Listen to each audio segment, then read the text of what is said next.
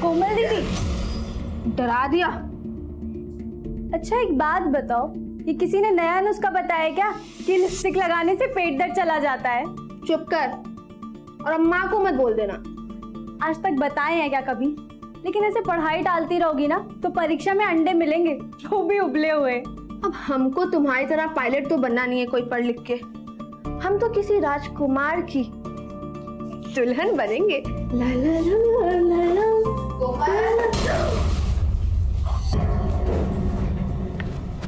अब तबीयत कैसा है तुम्हारा? मुंह तो देखो कैसा लाल हो पड़ा है। गुंजा तुम हाथ मुंह धोकर खाना खा लो, हम पानी लेकर आते हैं। अरे नहीं माँ, हम ले आएंगे और रानी दीदी को भी साथ में लेके जाएंगे। हम भी चलेंगे। अरे तुम ठीक भी हो गई? आपके हाथ का काढ़ा पिए थे माँ, ठीक तो हो? पता है कोमल दीदी, गोपाल सर रानी दीदी से कह रहे थे कि अगर वो इस साल पास हो गई ना तो पूरे गांव में पेड़े बांटेंगे। चुप कर गुंजा, बहुत मारूंगी तुझे। ना ये पास होगी ना गोपाल से पेड़े बांटेंगे।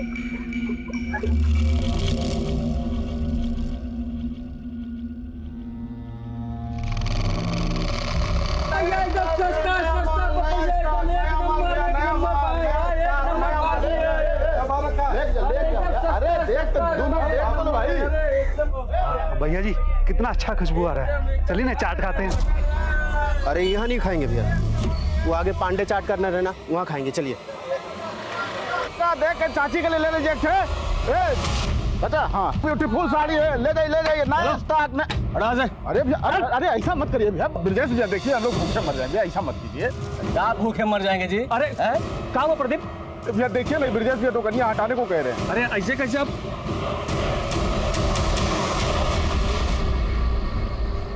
मोबाइल वोबाइल बंद करो, पापा आ गए। अरे सारा छोला ऐसा कैसा है और बाकी सामान भी ऐसा कैसा है? आज बिल्कुल भी बिक्री नहीं हुआ क्या? आते सवाल शुरू कर दी ना। ये सब सामान उतार कर रखो और खाना लगाओ, हम हाथ मुंह धो के आते हैं। माँ हमको खेत जाना पड़ेगा इस वक्त नहीं, कल सुबह चलेंगे। माँ हमसे नहीं रुका जाएगा, हमको अब भी जाना पड़ेगा, हमको खाना परोसना है। माँ समझो नहीं रुका जाएगा। आई माँ हम चले जाते हैं दीदी के साथ। हाँ। आप परेशान मत हो। ठीक है लेकिन जल्दी आ जाना। हाँ। चल गुंजा।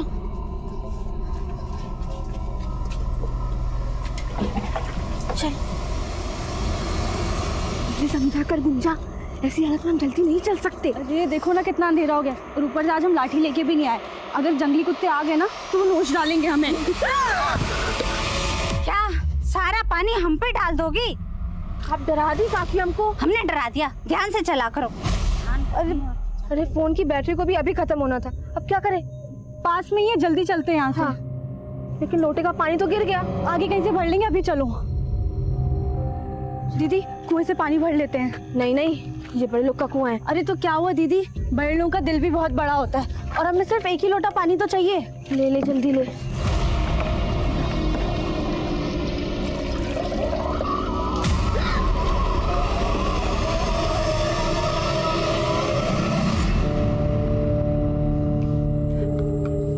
सुनिए ना, उनका फोन बंद आ रहा है, हमारा जी बहुत घबरा रहा है। 1 घंटा हो गया।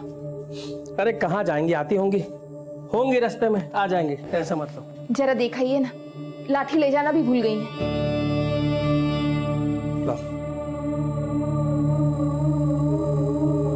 गुंजा, ए कोमल, ए भैया गुंजा कोमल कहीं देखे हैं क्या?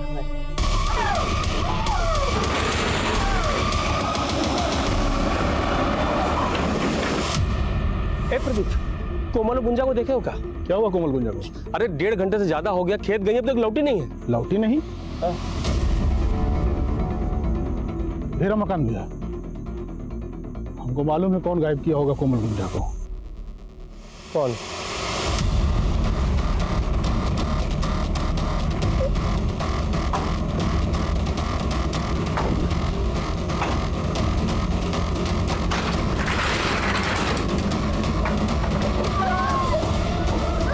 दीजिए बच्चियों को। क्या कह रहे तू? निकल! हाथ में ताड़ी पे क्या है का? अरे हम कहे अगवा कर तुम्हारी बेटी को? ऐसा मत बोलिए ब्रिजेश भैया, 2 घंटा हो गया, लड़कियां वापस नहीं आई। उनकी अम्मा का रो रो के बुरा हाल है भैया। बुरा हाल हो गया तो हम क्या करें? जाके ढूंढो, किसी के साथ भाग गई होंगी। तुमने के लिए तो कौन सा नया बात है ये सब। ब्रिजेश, मुंह संभाल के बात कर और सीधे सीधे कह रहे हैं हमारी बेटी को बाहर भेज। सर नहीं बताएंगे, क्या कर लेगा? क्या कर लेगा? भैया देखिए, धक्का मत। क्या कर लेगा तू? बताए क्या कर लेंगे? आप बताओ। बताए क्या कर लेंगे तुम? क्या साला पुलिस वाले पे हाथ उठाया, तेरी तो। ठीक नहीं कर रहे आप, छोड़िए, हटिए। हेलो, प्रणाम साहब, हम कन्हैया बोल रहे हैं।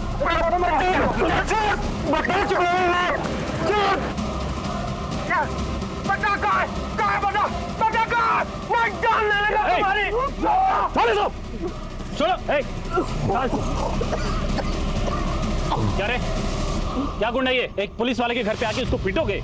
मतलब जानते हो इसका? इसने हमारी बेटी को अगवा किया साहब, अंदर छुपा के रखे साहब, पूछो इसको। झूठ बोल रहा है। एक मिनट, उसको बाहर लेके आओ।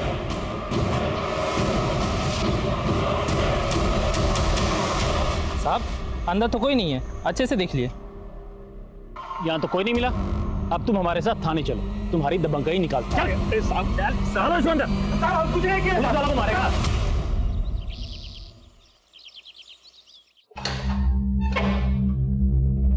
ए, बाहर निकल।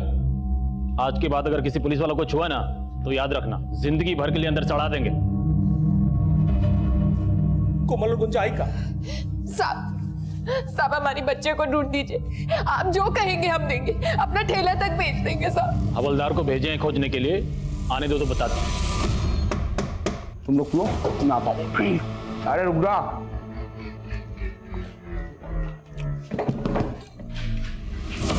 अरे आपने तो बड़ा टाइम लगा दिया, आपका थोड़ा बासी हो रहा है।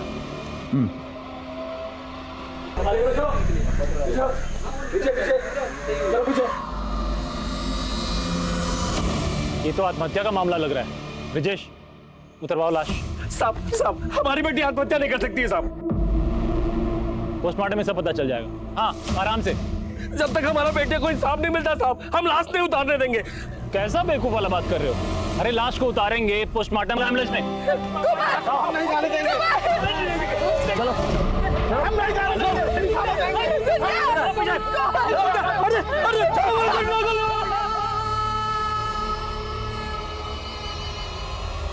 इसी पेड़ की छांव में उन दो बहनों ने अपना बचपन गुजारा और इसी पेड़ के तने से उन दोनों की लाश लटकी मिली।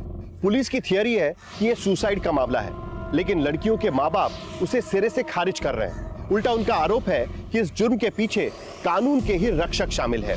बिहार के टिहरी गांव में जब भी लड़कियां और औरतें रात को किसी काम से बाहर निकलती है, तब जंगली कुत्तों से बचने के लिए अपने हाथ में लाठी जरूर रखती है। लेकिन हमें पता चला है कि उस रात को वो दोनों बहनें खाली हाथ निकली थी।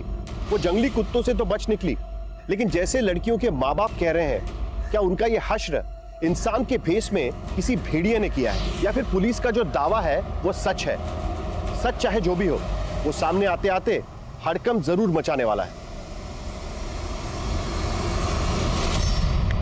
आ गया पोस्टमार्टम रिपोर्ट। क्या बोले थे हम? आत्महत्या है, इसमें भी यही लिखा है। और सुनो, तुम्हारी बड़ी बेटी चरित्रहीन थी। लिखा है इसमें कि वो सेक्सुअली एक्टिव थी। माने जानते हो, मतलब शादी से पहले सुहागरात। क्या बात कर रहे हैं साहब आप? हाँ, क्या बोल रहे हैं आप? मकान एकदम सही बोल रहे हैं। ये दोनों लड़कियां एक साथ अचानक खुदकुशी क्यों करेंगी भला? ये सब रिपोर्ट गलत है। सब साला रातों रात पत्रकार बन गए उगारे। हमसे सवाल करोगे? तुम लोग जो बोल रहे हैं ध्यान से सुनो। चुपचाप दोनों बॉडी को उठाओ और जाके अंतिम संस्कार कर दो, नहीं तो जब तक हमारी बेटियों को इंसाफ नहीं मिल जाता, हम लाश नहीं लेंगे और अंतिम संस्कार भी नहीं करेंगे। नहीं करेंगे। कई सवाल खड़े हो रहे थे, क्या ये हत्या का केस था या फिर आत्महत्या का? लोगों में आक्रोश बढ़ रहा था। वीडियो वायरल होने की वजह से ये केस राजनीतिक और सामाजिक गलियारों में तूल पकड़ रहा था। जन आक्रोश और केस की संवेदनशीलता को ध्यान में रखते हुए ये केस तुरंत इंडियन इन्वेस्टिगेशन एजेंसी को हैंडओवर कर दिया गया।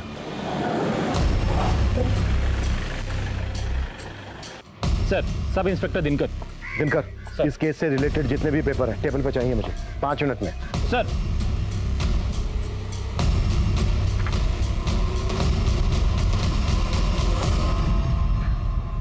दिनकर आखिरी बार पूछ रहा हूं मैं, ये सोसाइटी था या फिर रेप और मर्डर? सर 100% सुसाइड है। देखिए ना, पोस्टमार्टम रिपोर्ट में भी तो ये लिखा है। एक बात बताओ दिनकर मुझे, अगर ये सोसाइटी है तो फिर कोमल और गुंजा के कपड़ों पर खून क्यों लगा था? सर खून के धब्बे इसलिए थे क्योंकि दोनों विक्टिम्स का महीना चल रहा था। दोनों बहनों का एक साथ? Are you sure doctor? जी बिल्कुल।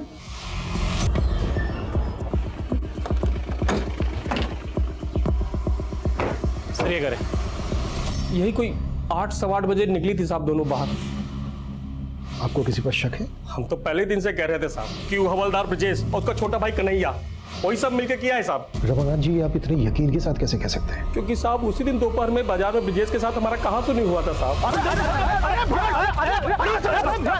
क्या कर रहे हो साहब? उसी शाम को जब हम घर आ रहे थे तभी सुने थे दोनों भाइयों को बात करते हुए। नहीं भैया, हम रमाकांत को छोड़ेंगे नहीं। देख रहे थे ना, बहुत बड़का नेता बन रहा है। अरे काहे का नेता रे? 2 मिनट नहीं लगे, पूरा परिवार गायब कर देंगे उसका। फिर मालूम चला कि कोमल और गुंजा गायब है। इसीलिए साहब हम यकीन से कह सकते हो दोनों भाई मिलकर किया है सब।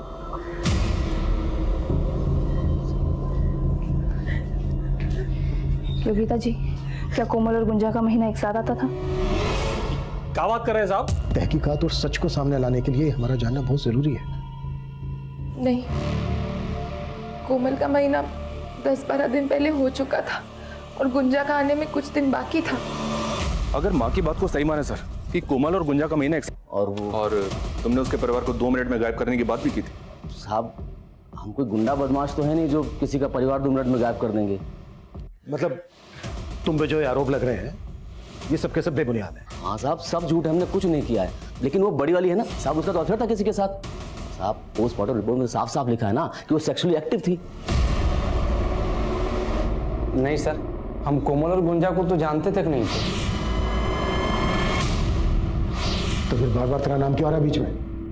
सर ब्रजेश भैया के साथ उन लोगों की लड़ाई थी। हो सकता है उनके साथ वो लोग हमें ही फंसाना चाह रहे हो। सर हम तो विद्यार्थी हैं।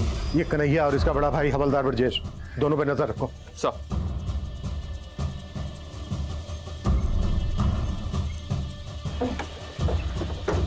आइए सर।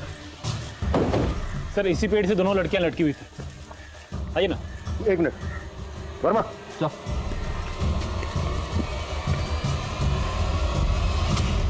हाइट बहुत ज्यादा है। क्राइम सीन से ना तो कोई स्टूल मिला है ना ही कोई कुर्सी। इतनी हाइट पर जाकर फांसी का फंदा बनाना प्रैक्टिकली मुमकिन नहीं है। Right sir. और गौर करने वाली बात ये भी है सर कि अगर इन दोनों को सुसाइड करना था तो यहीं पे आके सुसाइड क्यों किया? बात ही। हाँ बोलो। सर गांव में पता किया, रमाकांत का रवैया अपने बेटियों के खिलाफ अच्छा नहीं था। उसे बेटे की बड़ी चाह थी और जब कोमल के बाद गुंजा पैदा हुई तो काफ़ी निराश था। बेटियों से सीधे मुंह बात भी नहीं करता था। हमें कोई बात नहीं करना है और ये ट्यूशन में पैसा खर्चा करने के लिए नहीं है हमारे पास। स्कूल में पढ़ती हो ना तो पढ़ो, वरना छोड़ दो। वैसे भी कोई खास उम्मीद नहीं है तुमसे। वैसे तो अभी तक हम ये मानकर चल रहे हैं कि सुसाइड नहीं मर्डर है, पर ये भी तो हो सकता है कि सर यही पारिवारिक वजह दोनों के सुसाइड करने की। नहीं वर्मा, ये सुसाइड तो नहीं लगता। आई एम श्योर ये मर्डर ही है। हाँ, ये हो सकता है कि ब्रजेश और उसके छोटे भाई कन्हैया ने इस कांड को अंजाम दिया। ब्रजेश एक पुलिस वाला है, सबूत मिटाना उसके लिए मुश्किल तो रहा नहीं होगा।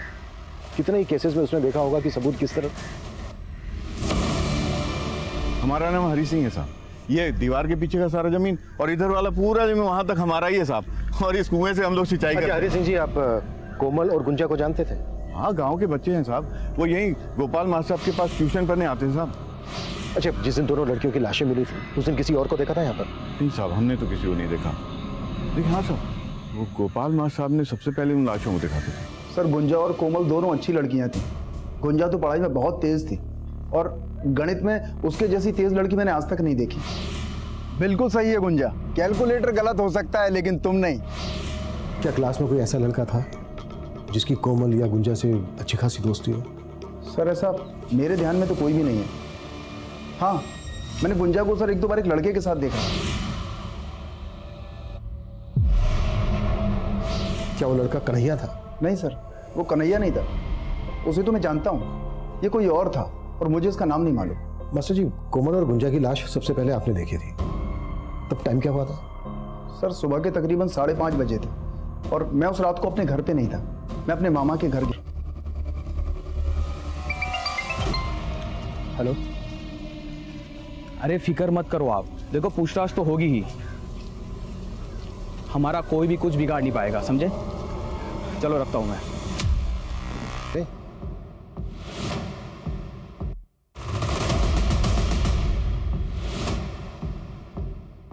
सर, हमें नहीं पता कि कोमल का किस लड़की के साथ मिलना जुलना था। याद करने की कोशिश करो रानी।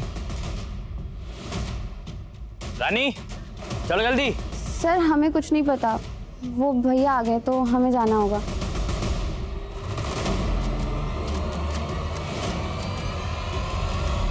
ऐसा लग रहा है जैसे रानी कुछ छिपा रही है हमसे, और इस कन्हैया का भी इस केस से कुछ ना कुछ लेना देना तो है।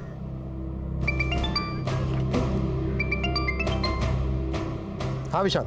सर, गांव वालों ने बताया कि गुंजा को कई बार एक लड़के के साथ देखा गया था, लेकिन वो लड़का इस गांव का नहीं है। गोपाल मास्टर जी जिस लड़के के बारे में बता रहे थे, शायद ये लड़का वही हो। विशाल एक काम करो, गुंजा के स्कूल जाओ, वहां से पता करो, शायद वहां से कोई जानकारी मिले। Okay sir. कोमल और गुंजा 10 मार्च की रात को 8 सवा 8 बजे घर से निकली और अगले दिन तक उनकी कोई खबर नहीं। फिर 12 मार्च की अर्ली मॉर्निंग इन दोनों लड़कियों की लाशें इन्हीं के गांव के एक पेड़ से लटकी हुई मिली। 10 मार्च की रात से लेकर 12 मार्च की सुबह तक ये दोनों लड़कियां कहीं तो थीं, या तो अपनी मर्जी से या फिर फोर्सफुल।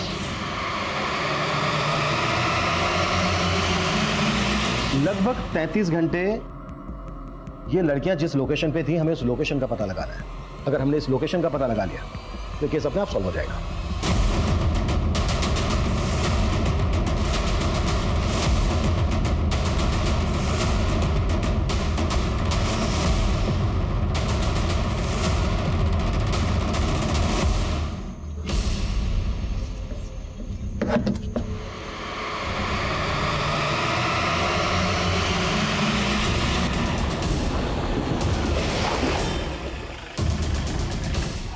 आइए सर। सर ये है।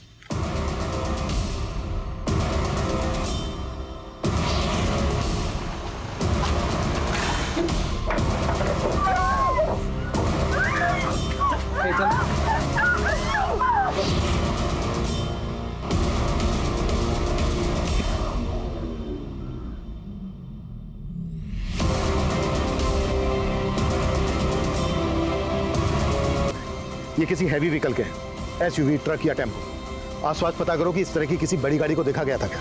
Okay sir. पोस्टमार्टम रिपोर्ट में सुसाइड दिखाया तो क्या हुआ? दोनों लड़कियों की लाशों को देखकर नहीं लगा तुम्हें कि उनका रेप और मर्डर हुआ है? हम तो वो क्या वो किसे बचाने की कोशिश कर रहे हो? हवलदार ब्रजेश और उसके छोटे भाई कन्हैया को? नहीं सर, हम किसी को नहीं बचा रहे, हमने अपनी कार्रवाई पूरी ईमानदारी से की है सर। अब ये नया मोड़ कैसे आ गया हमें कुछ समझ में नहीं आ रहा है। समझ में नहीं आ रहा है ना, कोई बात नहीं, अब घर जाकर शांति से समझना। सस्पेंड किया जाता है तुम्हें, आउट। ये रही फॉरेंसिक रिपोर्ट। हमें जो दांत मिला था वो गुंजा का ही था। दोनों लड़कियों का ब्लड ग्रुप मैच हो गया है कलेक्टेड ब्लड से। दोनों लड़कियों के साथ सिर्फ रेप ही नहीं किया गया है, बल्कि उनको बुरी तरह से मारा गया है। मारने से पहले उनको बुरी तरह से तड़पाया गया है। लेकिन आपकी पोस्टमार्टम रिपोर्ट में ना तो रेप का जिक्र है, ना ही असॉल्ट का वार। सर, वो हमारा पहला पोस्टमार्टम रिपोर्ट था, हमें कुछ समझ नहीं आया सर। बकवास मत करो, तुम सबके सब मिले हुए हो। I will report about this. उन दोनों लड़कियों के साथ सिर्फ उन हैवानों ने ही जुल्म नहीं किया है, बल्कि तुम सब भी शामिल हो इसमें। Out, out.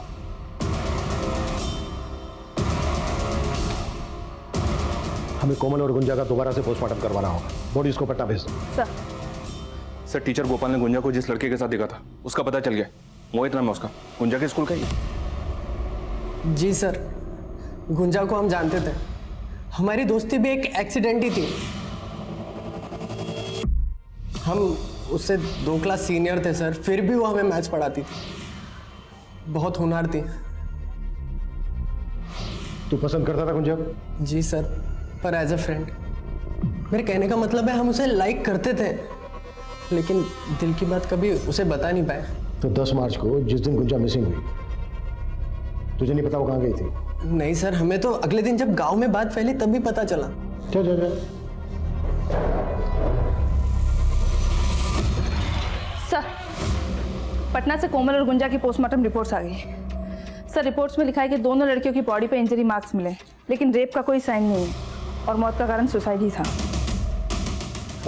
हाय हाय, मुजरिमों को सजा दो, सजा दो, सजा दो, मुजरिमों को सजा दो, सजा दो, सजा दो, अत्याचार नहीं सहेंगे, नहीं सहेंगे, नहीं सहेंगे। दूसरी पोस्टमार्टम के रिपोर्ट के बाद IIA के इरादों को भी शक के नजर से देखा जा रहा है। क्या ये एजेंसी किसी के दबाव में काम कर रही है या फिर लोगों के आक्रोश को शांत करने के लिए दोबारा और निष्पक्ष जांच का यह पूरा ढोंग रचाया गया है? विश्वसनीय सूत्रों से पता चला है कि लोगों के विरोध और मीडिया द्वारा उठाए गए सवालों के चलते इंडियन इन्वेस्टिगेटिंग एजेंसी ने दोनों लड़कियों की बॉडीज को तीसरी ऑटोप्सी के लिए दिल्ली ले जाने का फैसला लिया है। क्या तीसरी ऑटोप्सी से जांच को कोई नई दिशा मिलेगी या ये केस भी पुलिस रिकॉर्ड में बंद पड़ी अनगिनत फाइलों की तरह धूल फाकती रह जाएगी? फरमा, इस केस में हमसे कुछ तो छूट रहा है। ये सुसाइड केस तो बिल्कुल नहीं है। विक्टिम की फैमिली का भी यही मानना है और मेरा भी। सर, हमने अभी तक जितने भी एंगल्स टटोले हैं, हमें हर तरफ डेड एंड ही मिला है। जिस जगह पर उन लड़कियों को टॉर्चर किया गया था, वहां वो टायर के मार्क्स किस गाड़ी के हैं, ये भी अभी तक पता नहीं चला हमें। वर्मा, एक काम करते हैं, इस केस से रिलेटेड जितने भी डॉक्यूमेंट्स हैं, कॉल रिकॉर्ड्स, रिपोर्ट्स, फोटोग्राफ्स, सबको दोबारा से अच्छे से स्कैन करते हैं। शायद ऐसा कुछ मिल जाए जो अब तक हमसे छूट रहा है।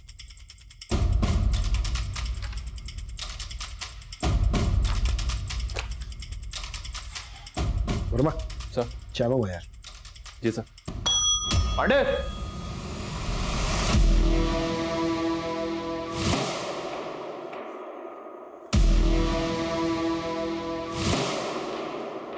वर्मा, ये इतना बड़ा क्लू हमसे कैसे छूट गया? कौन सा clue sir? Mobile phone. Sir, हम अपनी खोई हुई वर्दी की कसम खा के कह रहे हैं, हमें क्राइम सीन से कोई मोबाइल फोन नहीं मिला था। लेकिन हाँ, हम जब वहां पहुंचे उससे पहले बहुत सारे गांव वाले इकट्ठा हो गए थे। हो सकता है उनमें से कोई।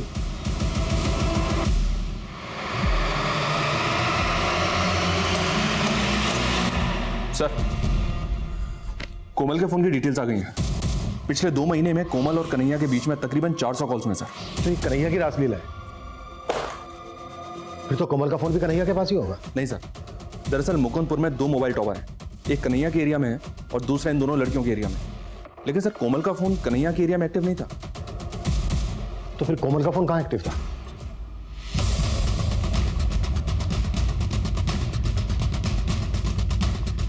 क्या हुआ साहब? अरे साहब, पूरा घर ध्यान मारो, कोई भी बना छूटना नहीं चाहिए। हर जगह चेक करो। अरे क्या कर रहे हैं आप लोग? अरे रुकिए साहब, ये क्या कर रहे हैं साहब?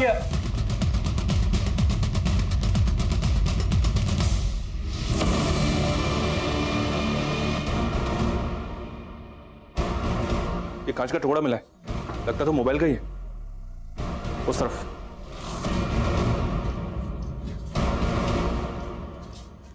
वर्मा सर, बाहर चेक करो।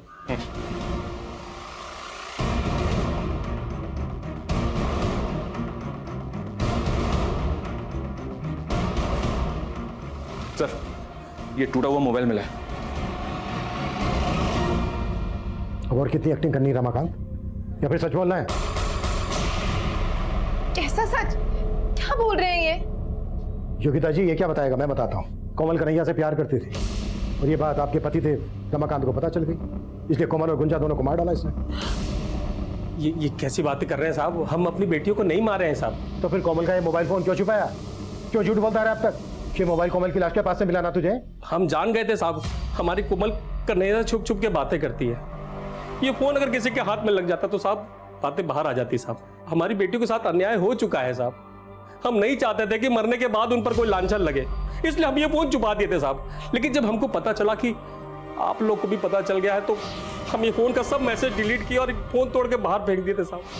रमाकांत, अब तुम्हारी किसी भी बात पे यकीन करना हमारे लिए मुमकिन नहीं है। मानते हैं साहब, हम अपनी बेटियों के गुनहगार हैं साहब।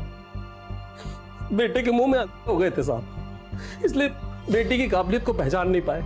और आज जब वो नहीं है तब महसूस कर रहे कि हम कितने अभागे हैं साहब।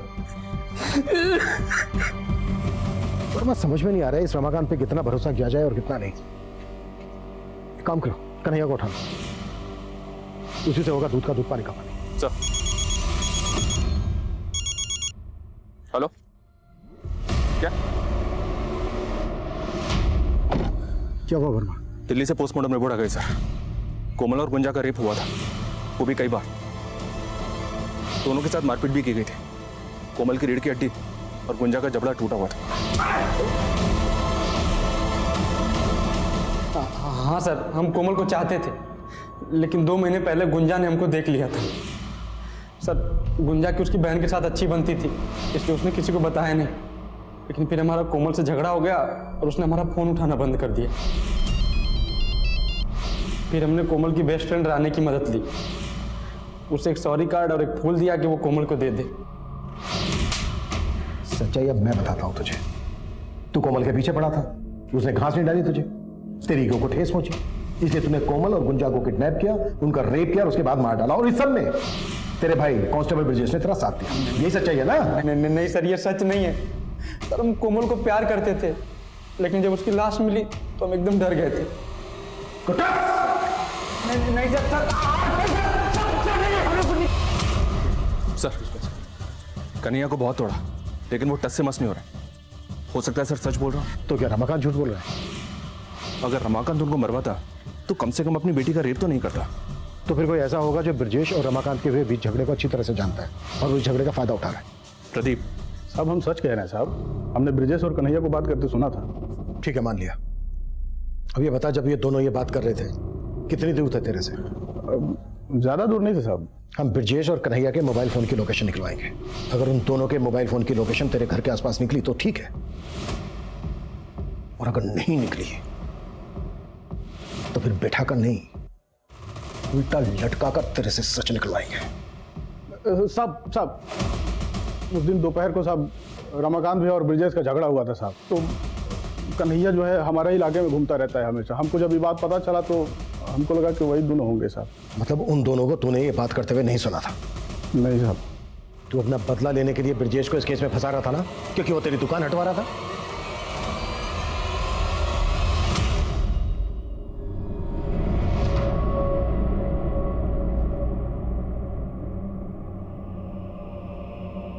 माँ, क्या बना रही हो? लो, मैं ये उतार देती हूँ। मुझे मैं मलहम लेकर आती हूँ। बहुत जल रहा है, इसे ठंडा लगेगा। कितनी बार बोला है तुमको हमारी मदद करने की कोई जरूरत नहीं। अभी इतने नहीं बुढ़ाए कि घर का काम ना कर सके। अरे माँ, तुम तो 80 साल की भी हो जाओगी ना, तब भी बुढ़ी नहीं होगी।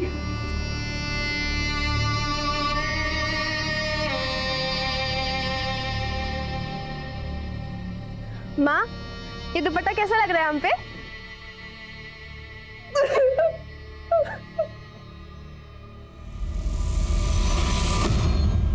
सर, गोपाल मास्टर के मोबाइल की लोकेशन स्टडी की मैंने। 12 मार्च की रात को वो अपने मामा के घर पे था, लेकिन रात को 1 बजे वो घर वापस लौट आया था। सर, हम रात को ही मामा के घर से जल्दी आ गए। तो पहले हमसे झूठ क्यों बोला था? कहीं ऐसा तो नहीं है कि तू भी शामिल है इस कांड में? नहीं सर, हम बहुत डर गए थे सर।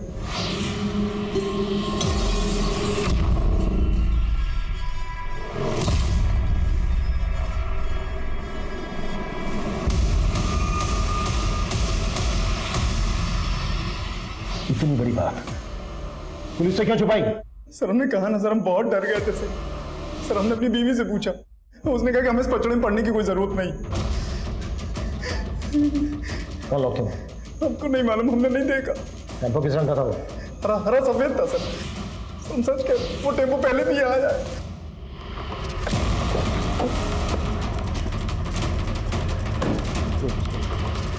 सर, इस लिस्ट में गांव के ऐसे 50 लोगों के नाम हैं जो अक्सर टेम्पो हायर करते हैं।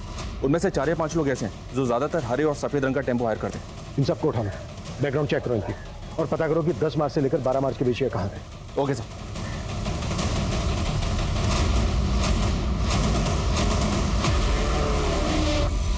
सर, सुमेरपुर गांव में कल रात को एक टेम्पो ने कार को टक्कर मार दी थी। कार में बैठे सभी लोगों की डेथ हो गई है। तुम कहना क्या चाह रहे हो? ये वही टेम्पो है जिसकी हमें कोमल और गुंजा के केस में तलाश थी, और उस टेम्पो का ड्राइवर अभी लॉकअप में। हमारा नाम तो मनीष है। 10 से 12 मार्च के बीच में हमारा टेम्पो कहाँ था हमें नहीं मालूम है साहब, क्योंकि ये टेम्पो हमने 1 महीना पहले ही विजय से खरीदा है। नंबर दे विजय। जी सर। ये मनीष का बैकग्राउंड तो क्लीन है सर, लेकिन टेम्पो का ओरिजिनल मालिक विजय 10 और 12 मार्च की रात को समस्तीपुर के टेरी गांव में मौजूद था अपने 2 साथियों के साथ। ये देखिए सर, राहुल और सुनील। और उस घटना के कुछ दिनों के बाद इन तीनों ने ये गांव छोड़ दिया था। अभी इस वक्त तीनों के मोबाइल फोन कहाँ एक्टिव है? विजय का गुड़गांव में, राहुल का मुंबई में और सुनील का बेंगलोर में। लेकिन एक बात है सर, ये राहुल हरी का रिश्तेदार है, इस हरी को उठाकर पूछें। नहीं, अगर ऐसा करेंगे तो ये तीनों अलर्ट हो सकते हैं। हम इन तीनों को एक साथ एक ही वक्त पर उठाएंगे। Right sir.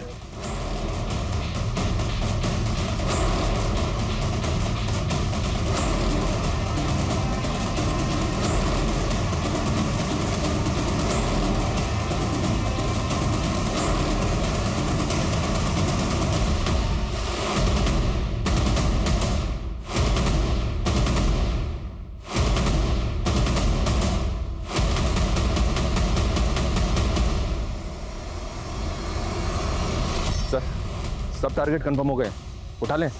नहीं, अभी नहीं। शार्प 6 बजे तीनों को एक साथ उठाओ ताकि किसी को भी बचने का मौका ना मिले। Okay sir.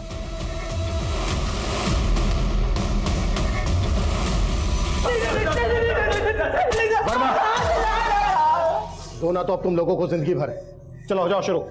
बोलो क्यों किया ये सब? बोलो। सर वो उस रात को सर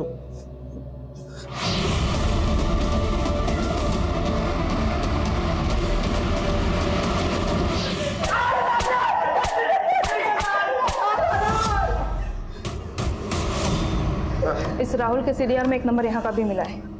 यहाँ का? जी सर, इसी थाने से 10 मार्च को राहुल को कॉल किया गया था।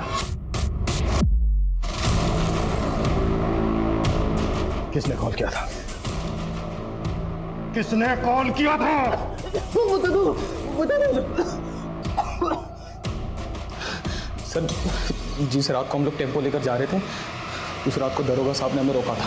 जी हाँ सर, 10 मार्च की रात को हमने उन तीनों लड़कों का टेम्पो चेक किया था। हाँ जी साहब। ये हेडलाइट कैसे खराब है? साहब वो थोड़ी सी बिगड़ गई है। बिगड़ गई? एक लाइट से गाड़ी नहीं चला सकते, पता है ना? कहाँ से आ रहे हो? ये पीछे वाली सड़क से आ रहे थे। एक्सीडेंट किया हो कहीं? नहीं साहब, कुछ भी नहीं किया। टेम्पो में पीछे क्या है? पीछे बोल के दिखाओ। ए साहब पीछे आओ।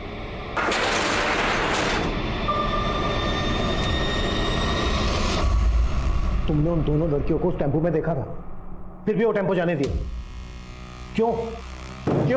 गुंजा को हम उसकी औकात दिखाना चाहते थे। हमारे भतीजे के पीछे पड़ी थी वो। तुम्हारा भतीजा? मोहित भतीजा हमारा। वो उसको फंसा रही थी सर। औकात से बढ़ के सपने देख रही थी वो लड़की। उसके समाज के लोग हमारे घर के सामने से गुजरते नहीं है। और गुंजा? सर दरोगा बाबू के साथ हमारी डील हो गई थी कि वो हमें छोड़ेंगे। वो पोस्टमार्टम रिपोर्ट भी तो नहीं बतलाई थी ना? जी सर, पटना हॉस्पिटल में हमारा आदमी है, हमने उसी को बोल के रिपोर्ट्स बदलवाए। ऐसी भी क्या दुश्मनी थी तुम लोगों की उन दोनों लड़कियों से जो पहले उनका रेप किया और उसके बाद इतनी बेरहमी से मार डाला दोनों को? ये हट। पूरा पानी अशुद्ध कर दिया। तुम लोगों को बात समझ में नहीं आती क्या? लातों के भूत बातों से नहीं मानते। चलो आज इनको तबियत से सिखाते हैं। ए विजय, इनको पकड़ टेम्पो में डाल। एक लोटा पानी? अरे एक लोटा पानी तो तुम लोग कुल्ला करके फेंक देते हो। सिर्फ एक लोटा पानी के लिए तुमने 2 लड़कियों का रेप किया, उन्हें इतनी बेरहमी बेदर्दी से मार डाला। इतना कुट्टो कि इनकी चीखें मुझे मेरे केबिन में सुनाई देनी चाहिए। बतौर पत्रकार हमारे सामने कई केसेस आते हैं, लेकिन कुछ केसेस ऐसे होते हैं जिनकी हकीकत निश्शब्द कर देती है। नेशनल क्राइम ब्यूरो में महिलाओं के खिलाफ बढ़ते अपराध के आंकड़े महज आपराधिक आंकड़े नहीं है, बल्कि हमारे देश में महिलाओं की परिस्थिति और महिलाओं के प्रति हमारी सामाजिक सोच की घिनौनी तस्वीर पेश करते हैं। और तो और किसी खास तबके के लोगों के शोषण की मंशा से उनकी बहू बेटियों को यूं निशाना बनाना हमारे समाज की रूह में बसे उस वायरस को दर्शाता है जिसका इलाज किसी भी लैबोरेटरी में मिलना नामुमकिन है। इस वायरस की दवा हमारे भीतर है। जब तक हम हमारी मानसिकता नहीं बदलेंगे, तब तक ये वायरस विकराल रूप लेता रहेगा। इस केस के सारे आरोपी इस वक्त न्यायिक हिरासत में हैं। गुंजा और कोमल के माता पिता को कानून यकीनन न्याय दिलवाएगा, लेकिन क्या कोई भी कानून उनके दुख को कम कर सकता है? जाति भेद, महिला उत्पीड़न और कानून व्यवस्था में मौजूद कमियां, ये केस समाज में फैली इन सारी स्थितियों को उजागर करता है। औरतों के खिलाफ हो रहे अपराध हमारे समाज पर लगा एक कलंक है। एक समाज तभी प्रगति कर सकता है जब उस समाज में रहने वाली हर महिला को सम्मान और बराबरी का मौका मिले। अब मैं अनूप सोनी आपसे विदा लेता हूं। फिर मुलाकात होगी क्राइम पेट्रोल सतर्क में एक और नए केस के साथ और उस पर हमारे एक्सपर्ट के विश्लेषण के साथ।